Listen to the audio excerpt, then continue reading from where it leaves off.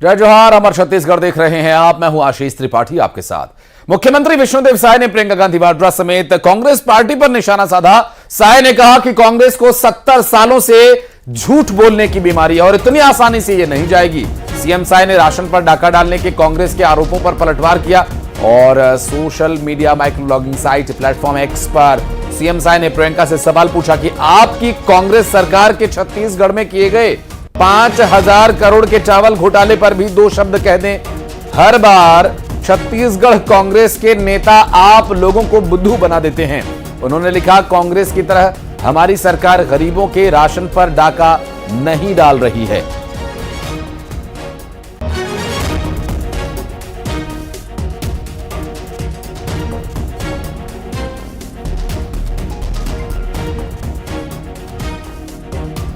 और आकाश हमारे सहयोगी जुड़ गए हमारे साथ। आकाश, अभी हालांकि छत्तीसगढ़ में चुनाव प्रक्रिया संपन्न हो गई है, लेकिन चुनाव प्रचार के दौरान कांग्रेस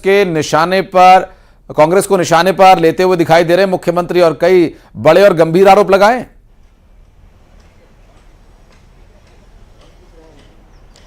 जी बिल्कुल, दरअसल प्रियंका गांधी का एक बयान आया जिसमें उन्होंने कांग्रेस के काम को गिनाया कि 70 वर्षों में कांग्रेस ने कितना काम किया, और उसके साथ ही उन्होंने छत्तीसगढ़ के बारे में ये भी कहा कि 35 किलो चावल जब कांग्रेस सरकार थी तब सभी जनता को मिल रहा था, लेकिन भाजपा की सरकार आने के बाद 5 किलो चावल कर दिया गया। इसके बाद ही जो है सीएम विष्णुदेव साय ने ट्वीट कर प्रियंका गांधी पर निशाना साधा है और सवाल भी पूछा है कि 5000 करोड़ का जो कांग्रेस ने घोटाला किया है, चावल घोटाला, उसका क्या हुआ। कांग्रेस उनकी ही पार्टी उनको बेवकूफ बना रही है। थोड़ा अध्ययन करके बात करें, क्योंकि जो योजना है वो बीजेपी ने चलाई है और उसका लाभ जनता को मिल रहा है। जी मैं लौटूंगा आपके पास। धनंजय ठाकुर इस वक्त हमारे साथ जुड़ गए, कांग्रेस पार्टी के प्रवक्ता। धनंजय जी, बहुत स्वागत है न्यूज़ 18 मध्य प्रदेश छत्तीसगढ़ पर। मुख्यमंत्री विष्णुदेव साय प्रचार कर रहे हैं पार्टी के लिए और एक प्रचार की सभा के दौरान कई गंभीर आरोप उन्होंने लगाए और सोशल मीडिया पर भी सवाल उठाया। छत्तीसगढ़ में चावल घोटाले का वो जिक्र कर रहे हैं, कह रहे हैं प्रियंका गांधी वाड्रा चावल घोटाले के बारे में क्यों नहीं बोल रही हैं। देखिए, भारतीय जनता पार्टी के पास नरेंद्र मोदी जी के घोटाला, नाकामी, भ्रष्टाचार, चंदाखोरी के विषय में जवाब देने के लिए जनता के पास बताने के लिए कुछ भी नहीं है। जनता पूछ रही है ना कि जिस प्रकार से 10 साल में देश में कर्ज बढ़ा है, एक जहां आजादी के बाद कुछ 13 प्रधानमंत्री मिलकर 55 लाख करोड़ कर्ज दिए थे, नरेंद्र मोदी जी अकेला 150 लाख करोड़ कर्जा ले लिए हैं। और छत्तीसगढ़ में 4 महीने में जिस प्रकार से चावल में हेराफेरी शायद सरकार में हो रहा है, जनता जानना चाहती है। तो विष्णु साय जी के पास इसका कोई जवाब नहीं, इसलिए झूठे आरोप लगा रहे हैं। और अगर इस देश में कोई सबसे ज्यादा झूठ बोलने वाला व्यक्ति है तो इनका विश्व गुरु है। 24 घंटा में 24 झूठ बोलते हैं, जब भी बोलते हैं झूठ बोलते हैं। तो भारतीय जनता पार्टी का चरित्र है। राजीव चक्रवर्ती जी हमारे साथ जुड़ गए हैं भारतीय जनता पार्टी से। बहुत स्वागत है राजीव जी आपका। और धनंजय जी कह रहे हैं कि झूठ बोलने के अलावा कोई काम बीजेपी के पास रह नहीं गया, इसलिए चावल घोटाले जैसा मुद्दा उठा करके झूठ बोल रहे हैं। देखिए, कांग्रेस पार्टी के झूठ की कलाई खुल चुकी है, इसलिए पिछले 65 वर्षों में कांग्रेस पार्टी अपने अस्तित्व की लड़ाई लड़ रही है। ये 65 वर्ष का ही झूठ था कि उन्होंने कहा कि गरीबी हटाएंगे, अपनी गरीबी हटा ली, लेकिन देश की गरीबी नहीं गई। ये कांग्रेस पार्टी का ही झूठ था जो पिछले 5 वर्ष में हमने देखा कि चावल देने के नाम पर चावल की हेराफेरी, कोविड पेंडेमिक की चावल की हेराफेरी और तमाम शराब घोटाले से लेकर रेत घोटाला, कोयला घोटाला, तो घोटालेबाजों की सरकार ने इस देश में राज किया और इस देश के अमन चैन को लूट लिया, इस देश को विकास के पायदान से पीछे छोड़ गया। और जो विष्णुदेव साय जी कहते हैं, बिल्कुल सत्य कहते हैं, चावल देने से लेकर तमाम महतारी वंदन सारे शर्तों को पूरी करती है। जो हमारे चुनावी घोषणा पत्र है उसको हम अक्षर अक्षर पूरा करने के अलावा जो भी जनता की मांग है, हम जनता की सेवा करने के लिए तत्पर खड़े हैं। तो कांग्रेस की कलाई खुल चुकी है। और सबसे दुर्भाग्य की बात है कि प्रियंका जी झूठ बोलती हैं और उन्हें पता होना चाहिए अभी अभी चावल घोटाले में एक गिरफ्तारी हुई है और वो गिरफ्तारी ईडी के द्वारा इसलिए की गई है कि वो भी बहुत बड़ा एक चावल सिंडिकेट का घोटाला था जो गरीबों के चावल को लूटा जा रहा था। तो ये सत्य है कि कौन झूठ बोल रहा है। झूठ बोल रही है इस देश कि वो सत्ताधारी दल जिसने 65 वर्षों तक राज किया और केवल अपने खानदान का नाम किया। तो इसीलिए जनता जनार्दन के सामने है, हमारा 10 वर्ष का रिकॉर्ड है, हमारे अटल जी का कार्यकाल है जो हमने इतना विकास किया, हमारे 15 वर्ष का डॉक्टर रमन सिंह का शासन है और अभी 4 महीने का शासन है। जनता सब देख रही है, जनता की अदालत में जो पास होगा वही सच्चा है और हम जनता की अदालत में पास है और 4 तारीख को सब स्पष्ट हो ही जाएगा। बहुत बहुत शुक्रिया धनंजय जी, बहुत बहुत शुक्रिया राजीव जी समय निकालने के लिए, न्यूज़ 18 से बातचीत करने के लिए। बहुत शुक्रिया आकाश, आपका भी हमारे साथ जुड़ने के लिए। और बढ़ते हैं आगे और न्यूज 18 से खास बातचीत में केंद्रीय मंत्री अनुराग ठाकुर ने स्वाति मालीवाल मामले पर अरविंद केजरीवाल पर हमला किया। अनुराग ठाकुर ने केजरीवाल की चुप्पी पर सवाल उठाए। आपको बता दें कि अरविंद केजरीवाल के सेक्रेटरी विभव कुमार के द्वारा जो स्वाति मालीवाल पर हमला किया गया, उस हमले को लेकर यहां सवाल उठ रहे थे। और अब बातचीत इसी संदर्भ में हो रही है कि उसके एक ऐसे शख्स के द्वारा मारपीट करने के बाद भी वो शख्स मुख्यमंत्री के साथ घूम रहा है, सांसद के साथ घूम रहा है, उसकी स्वीकार्यता उसी तरह से बनी हुई है। तो इन सभी विषयों पर हमारे एडिटर अमीश देवगन ने बातचीत की और अनुराग ठाकुर ने क्या कुछ कहा, उसकी एक झलक आपको दिखा दें। अरविंद केजरीवाल के निवास स्थान पे जो एक घटना घटी है, उस विषय को लेकर बहुत जबरदस्त राजनीति हो रही है। कैसे देखते हैं? वो कह रहे हैं कि बीजेपी हमारी पार्टी को समाप्त करना चाहती है। स्वाति मालीवाल के इंसिडेंट के पीछे भी भारतीय जनता पार्टी वाले हैं। देखिए, संदेश खाली की घटना हुई, कांग्रेस भी चुप रही, आम आदमी भी चुप रहा, महिलाओं के अधिकार के लिए नहीं बोले। दूसरा, मुख्यमंत्री के घर पे एक राज्यसभा की महिला सांसद के साथ जो अत्याचार किया जाता है जी, लात घूसे मारे जाते हैं, अपमान किया जाता है, और उसके बावजूद मुख्यमंत्री अपने उसी अधिकारी को अपनी गाड़ी में बिठा के अगले कई दिन तक चलाता है। ये स्पष्ट तौर पे दिखता है कि महिलाओं का सम्मान इन राजनीतिक दलों में नहीं है। और प्रचार के लिए उड़ीसा पहुंचे विष्णुदेव साय क्या कुछ कह रहे हैं, ये सुनवाते हैं आपको। आप सब लोगों का बहुत बहुत स्वागत, अभिनंदन। और आप सब लोगों ने जो गजमाला के द्वारा हमारा स्वागत किया है, उसके लिए भी आप सब लोगों को धन्यवाद, आप लोगों का आभार। छत्तीसगढ़ में 7 मई को चुनाव संपन्न हो चुका है और हम लोग सभी सीट 11 की 11 सीट भारतीय जनता पार्टी को जिता के नरेंद्र मोदी जी को दे रहे हैं। और 7 मई के बाद सभी हमारे मंत्रीगण, विधायकगण, संगठन के लोग उड़ीसा और झारखंड में चुनाव प्रचार के सहयोग के लिए लगे।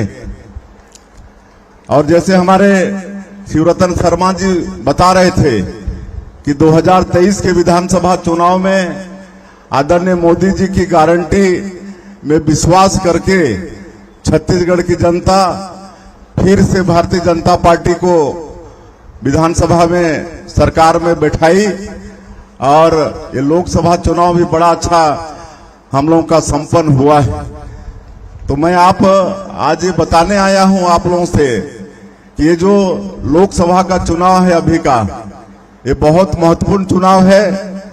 हमारे देश के यशस्वी प्रधानमंत्री नरेंद्र मोदी जी, उनको तीसरी बार प्रधानमंत्री बनाने का चुनाव है, मोदी जी का चुनाव। आप सभी लोग सहमत हैं? नरेंद्र मोदी जी को फिर से तीसरी बार बनाना है ना? देखिए, हम लोगों का सौभाग्य है भारत देश का कि एक गरीब का बेटा, एक चाय बेचने वाला का बेटा प्रधानमंत्री है। और इसका जिक्र मैं इसलिए कर रहा हूं कि गरीब का बेटा ही गरीब का सुख दुख सबको जानता है। अमीर का बेटा बंबई दिल्ली में पैदा। और रायपुर रेलवे स्टेशन पर एक बड़ा हादसा होने से टल गया। दरअसल कुर्ला एक्सप्रेस की बोगी पर बिजली का पोल गिर गया और हादसे में 4 यात्री घायल हो गए। ट्रेन की S6 बोगी पर यह बिजली का पोल गिरा। रायपुर के उरला स्टेशन पर यह हादसा हुआ। बता दें कि शालीमार एक्सप्रेस 1830 पर बिजली का पोल गिर गया और हादसे में कई बोगियों को नुकसान पहुंचा है, लेकिन बड़ा हादसा होने से टल गया। मामला सामने आने के बाद इसमें ठेकेदार की गंभीर लापरवाही सामने आई है, जो कि उरकुरा गेट के पास CSEB की एक ड्रिल मशीन रेलवे ट्रैक पर अंडरग्राउंड केबलिंग के लिए ड्रिल कर रही थी और इस दौरान मशीन का ड्रिल ऊपर उठ गया और हादसा हो गया। जहां यह हादसा हुआ वहां कोई रेल कर्मचारी और CSEB का कोई कर्मचारी मौजूद नहीं था।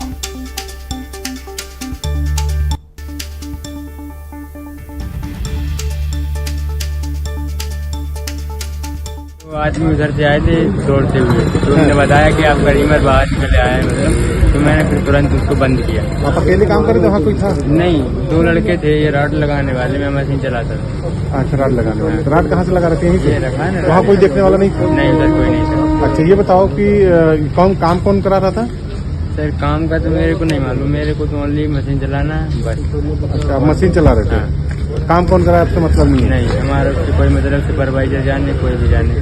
अच्छा, आपको बोले सबसे मशीन चलाना है, आप मशीन चला रहे हैं। रायपुर के उरकुरा और रायपुर रेलवे स्टेशन के बीच एक बड़ा हादसा टल गया है। मैं अपने सहयोगी मनीष गीते से कहूंगा कि वो दिखाए। देखिए, ये सीएससीबी का इलेक्ट्रिक पोल है और इसे अंडरग्राउंड करने के लिए, केबल बिछाने के लिए यहाँ पर ड्रिलिंग का कार्य है वो किया जा रहा था। पोल नंबर 823/8 पर यहाँ पर देख सकते हैं आप, ड्रिलिंग का काम है वो किया जा रहा था। अचानक ड्रिलिंग मशीन था वो, उसकी जो पाइप है, पोल है, वो सीधा 4 बोगियों के जो ग्रिल है उसके साथ टकराई है। एसी बोगी है और 3 अन्य बोगी पर टकराई और उसकी वजह से 4 यात्रियों को गंभीर चोटें आई हैं, जिसमें एक बच्चा भी शामिल है। एक यात्री है वो बुरी तरह से घायल हुआ है, उसके हाथ भी लगभग कट से गए हैं।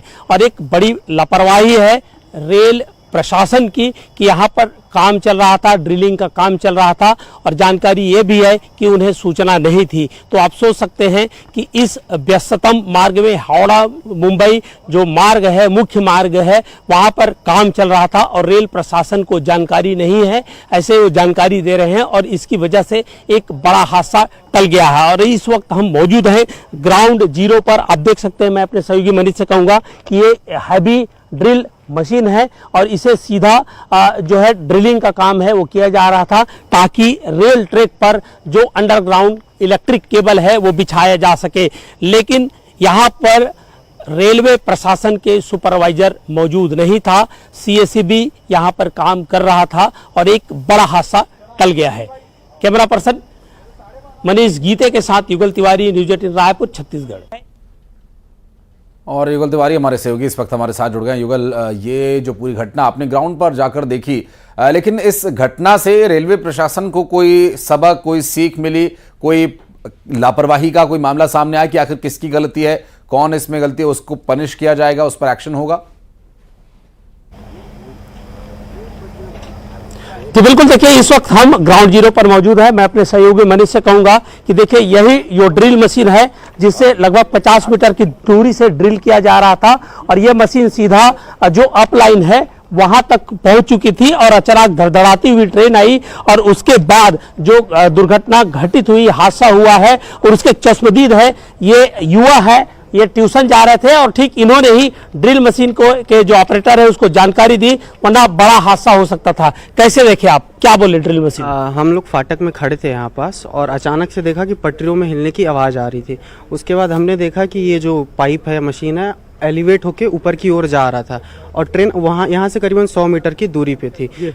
ट्रेन जब जाने लगी तो ये क्या हुआ, ज्यादा बाहर निकल के ट्रेन के पूरे खिड़कियों में पूरा स्क्रैच होने लगा। आपने सूचना भी दी ड्रिल मशीन के ऑपरेटर को? नहीं, हाँ, हमने दौड़ के गए। हम यहाँ से, हमको पता था कहाँ से मशीन ऑपरेट कर रहे हैं, हम वहाँ पे गए, उनको सूचना दी तो उन्होंने रोक दिया।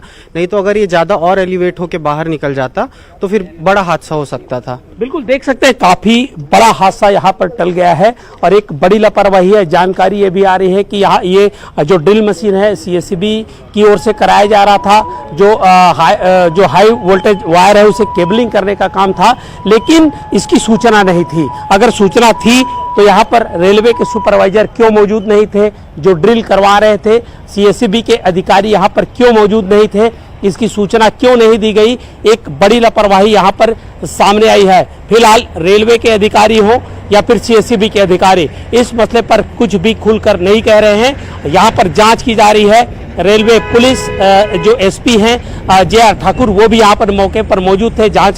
अभी जांच चल रही है, अलग अलग टीमें हैं, इसकी जांच कर रही है। लेकिन ये है कि एक लापरवाही के चलते बड़ा हादसा है वो होते होते टल गया है और अभी तक किसी ने इसकी जवाबदारी नहीं ली है। आखिर इस तरह की लापरवाही क्यों बरती गई है, रेल प्रशासन की ओर से भी इस मामले पर कुछ भी जो है सफाई नहीं दी गई है। तो ये कहा जा सकता है कि एक छोटी सी लापरवाही बड़े हादसे में तब्दील हो सकती थी। गनीमत यह है कि यहाँ जो युवा खड़े थे उन्होंने जाकर के ड्रिल मशीन के ऑपरेटर को जानकारी दी, और ड्रिल मशीन जो आधुनिक ड्रिल मशीन है तो उसको भी पता नहीं चला कि ये रेल ट्रैक के ऊपर जा रहा है, और पूरी जो ड्रिल है वो चीरते हुए बोगी को निकल भी सकती थी, कई लोगों की जान भी जा सकती थी। जी आशीष। बिल्कुल, और ये एक राहत की बात है कि कोई बड़ा हादसा नहीं हुआ, और उसमें उन युवाओं की जिन्होंने तत्परता दिखाई उनकी भी बहादुरी है। और अब इसमें लापरवाही किसकी है युगल, ये सबसे महत्वपूर्ण बात देखने वाली होगी। बहुत शुक्रिया आपका इस पूरे मामले पर जानकारी देने के लिए। और बढ़ते आगे, कोरबा खदान से हादसे की जानकारी मिल रही। दरअसल कुसमुंडा खदान में निर्माणाधीन बंकर का एक हिस्सा टूट गया और घटना के वक्त मजदूर वहां पर भोजन करने के लिए गए हुए थे। बड़ा हादसा होने से इसी वजह से टल गया नहीं था, कुछ मजदूर भी इसकी चपेट में आ सकते थे। घटना से निर्माण कार्य की गुणवत्ता पर अब सवाल उठ रहे हैं। कुसमुंडा खदान में निर्माणाधीन बंकर का हिस्सा टूट कर गिर गया। दरअसल घटना के वक्त जो मजदूर वहां काम कर रहे थे वो गए हुए थे भोजन करने के लिए, और निर्माण के दौरान ही अगर इस तरह से हिस्सा टूटकर गिरने लगा तो स्वाभाविक है इसकी क्वालिटी पर, इसकी गुणवत्ता पर सवाल उठेंगे ही।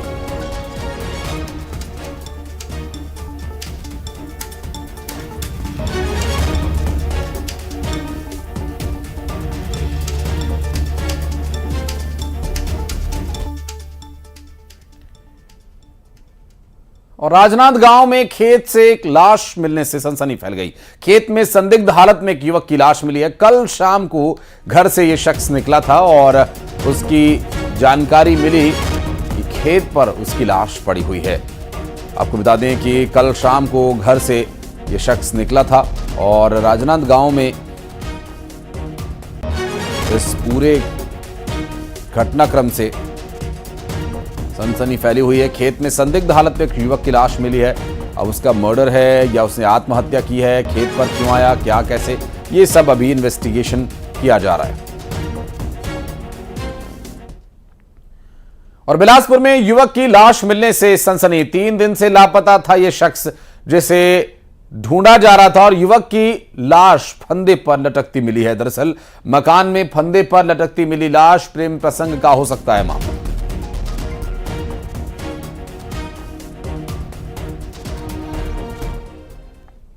और बिलासपुर से खबर, जहां ट्रेलर से टकराई बेकाबू कार, एक शख्स की मौत, 5 लोग इसमें घायल हुए बताए जा रहे हैं और सभी घायलों को अस्पताल में भर्ती करा दिया गया है। बिलासपुर कोरबा नेशनल हाईवे पर यह हादसा हुआ।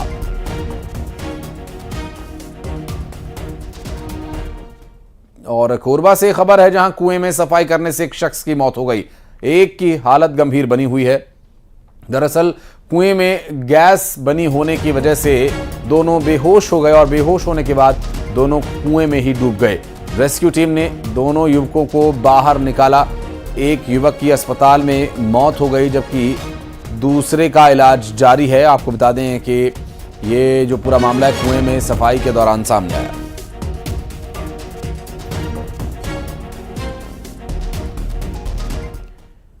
और दुर्ग में डायरिया का प्रकोप फैला हुआ है। डायरिया के 2 नए मरीज मिले हैं।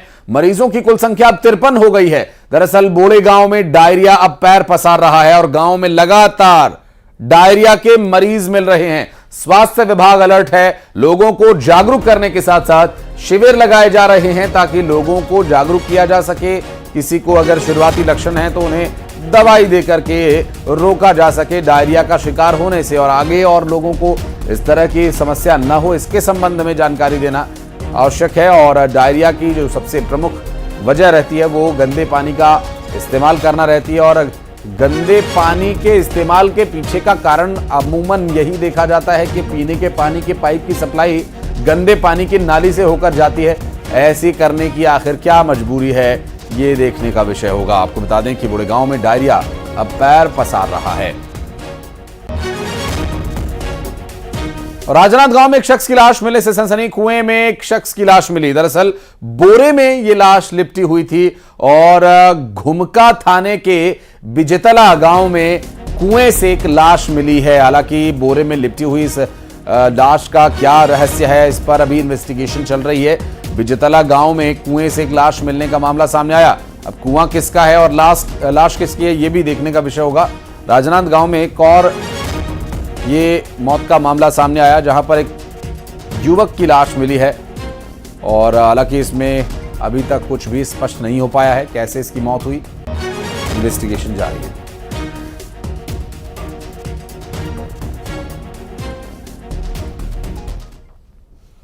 और अब बढ़ते हैं आगे। 20 बड़ी खबर